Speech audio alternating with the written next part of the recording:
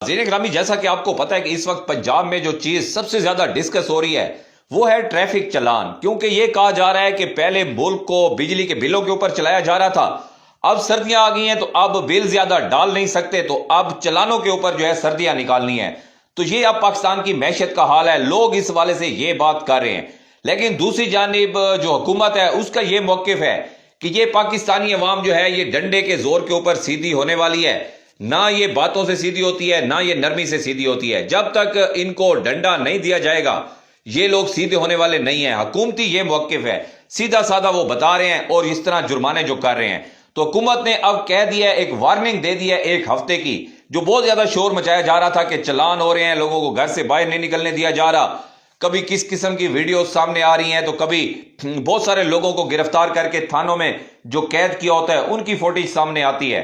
तो उस हवाले से अब हुकूमत ने एक हफ्ते का टाइम दिया और कुछ जरूरी चीजें जो अहकामात हैं वो जारी किए गए हैं, वो वन बाय वन करके मैं आपको बताने जा रहा हूं। ये नोट कर लें, ये वीडियो सेव कर लें, इन चीजों से आप बच जाएं तो आप हुकूमती ये जो चलान हैं बड़े बड़े जो 5,000 के 2,000 के, इनसे आप बच सकते हैं। सबसे पहले हुकूमत ने कहा है, जो ट्रैफिक पुलिस की तरफ से जो हदायत आई हैं कि मोटरसाइकिल सवार मुदज्जर झैल हदायत पर अमल करें।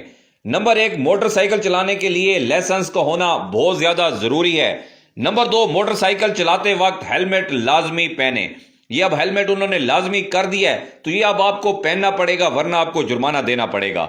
तीसरा, उन्होंने कहा है कि पार्किंग सिग्नल लाइन में करें। जो भी आपने पार्किंग करनी है, चाहे गाड़ी की या मोटरसाइकिल की या बाइक की, वो आपने सिंगल लाइन में पार्किंग करनी है। मेन रोड पर बाइक मत खड़ी करें। हर मोटरसाइकिल पर आगे और पीछे दुरुस्त और वाज़े नंबर प्लेट लगी होनी चाहिए।